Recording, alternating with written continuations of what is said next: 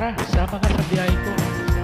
Ang makikita nyo ngayon, ang highway nito, ito ang nagdudugtong mula sa General Santos City puntang Sarangani Province.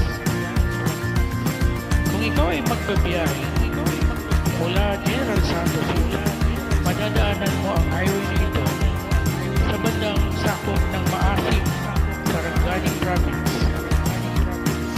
Dahil sa haba ng biyahe ng highway nito, ito ay nagdurugtong diretso sa Palimbang, Sultan Kudarat at tagos na rin sa Calamansing at Libang, Sultan Kudarat.